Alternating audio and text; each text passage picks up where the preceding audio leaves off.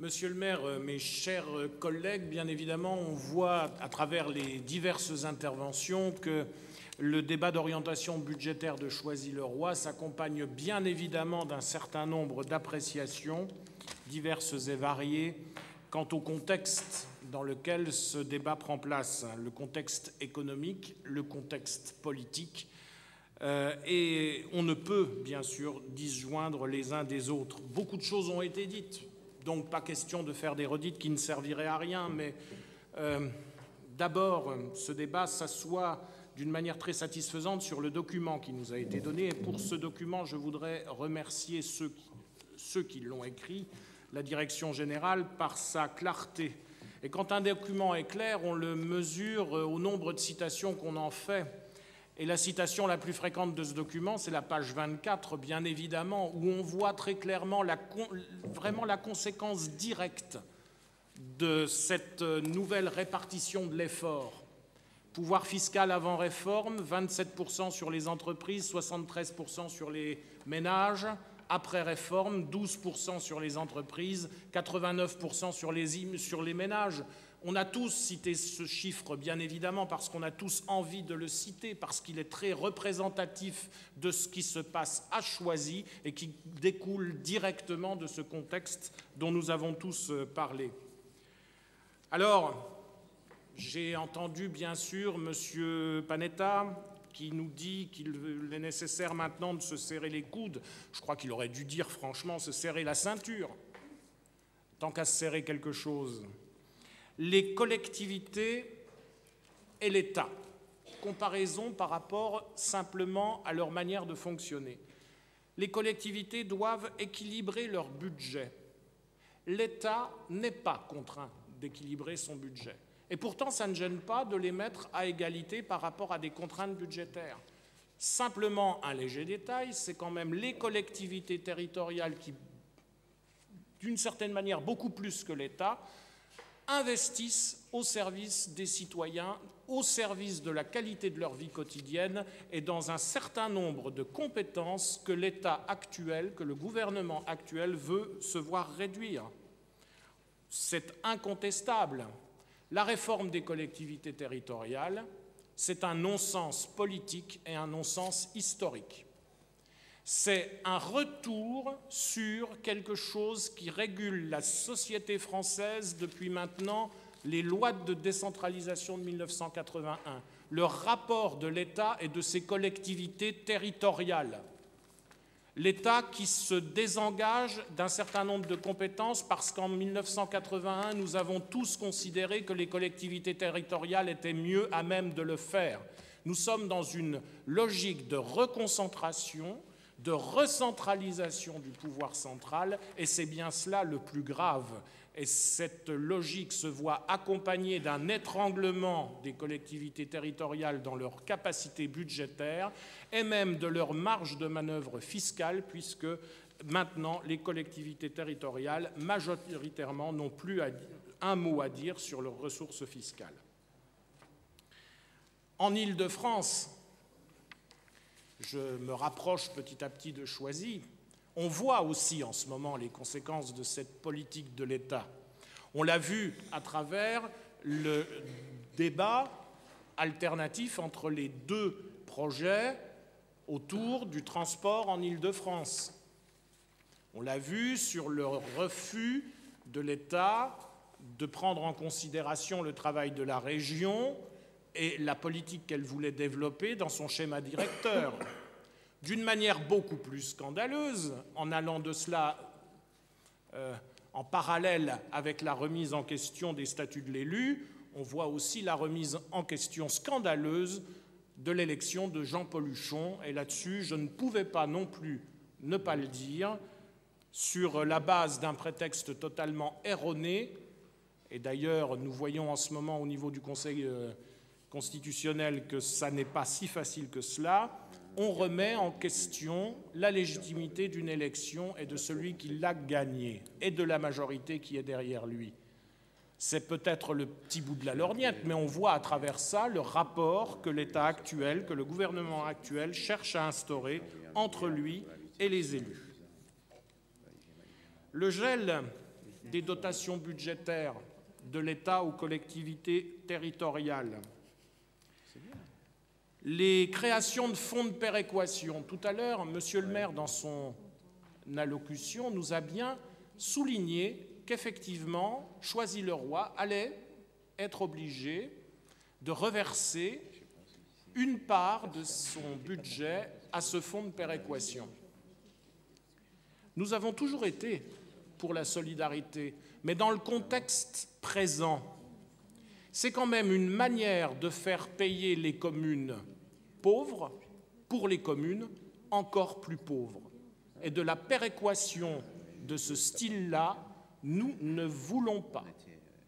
Encore une fois, il s'agirait très vite, le plus rapidement possible, de reprendre ces rapports entre l'État et entre les collectivités territoriales pour mettre fin à ce type de fonctionnement totalement anormal. Pour Choisy-le-Roi maintenant, quel budget, quelle logique de préparation, quelles priorités? Beaucoup de réponses ont déjà été données.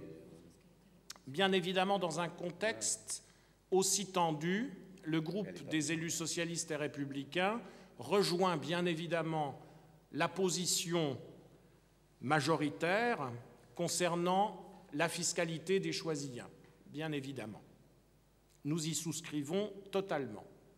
De même que nous souscrivons totalement à la politique tarifaire telle qu'elle est pratiquée, et notamment, bien évidemment, sur le maintien des quotients familiaux. C'est de l'assistanat, le quotient familial. Moi, j'ai entendu tout à l'heure politique sociale, assistanat. Bien évidemment, le terme assistanat est un terme très chargé quand on parle de politique sociale.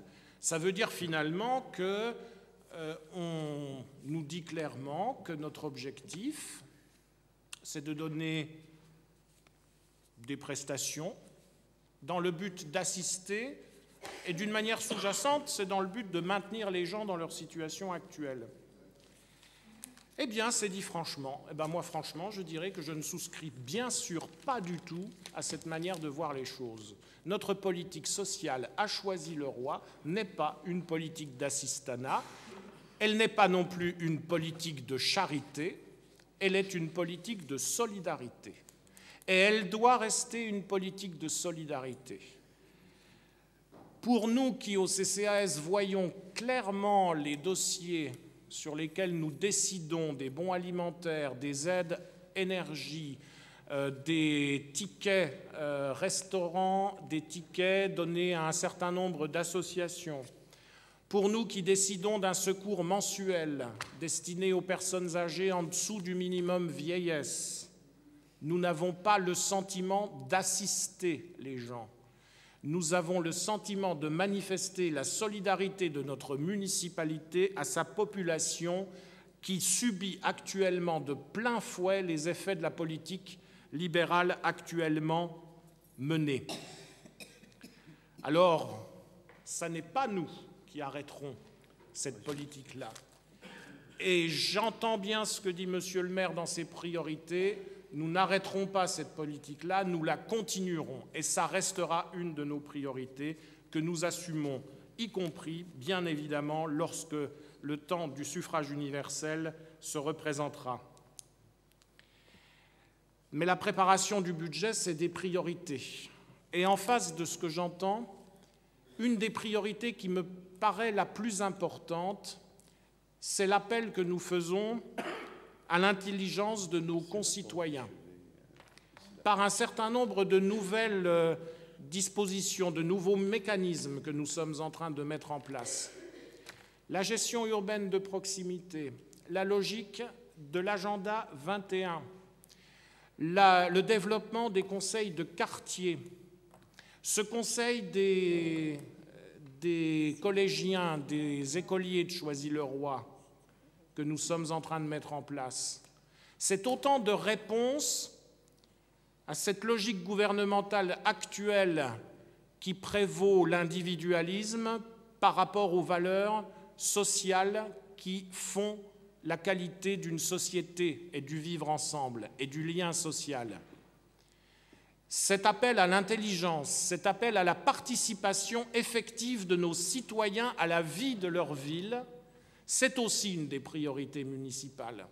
Ce rapport aux associations, ce rapport aux entreprises à travers cet exemple de création d'un centre de l'entrepreneuriat, cette relation que nous avons avec le mouvement associatif, avec le mouvement sportif. Oui, on est peut-être une commune misérable, mais on est une des communes du Val-de-Marne où on pratique le plus de sport. On est une commune du Val-de-Marne où les personnes retraitées à domicile ont le plus de services à leur domicile.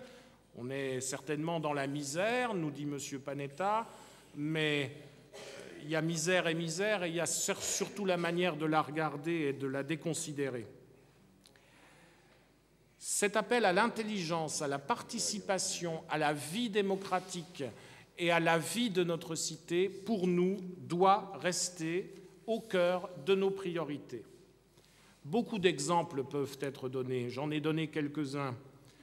On peut parler aussi des préoccupations, et M. Lemarchand a de ce point de vue-là tout à fait raison de nous le rappeler, autour de la santé, des dynamiques de prévention qui de plus en plus se voient réduites à peau de chagrin. On peut également évoquer le nécessaire entretien de notre patrimoine. On peut effectivement évoquer la politique de l'urbanisme que nous voulons voir continuer, mais en se posant la question de la maîtrise de la population de notre ville et de savoir exactement où nous voulons aller en termes démographiques.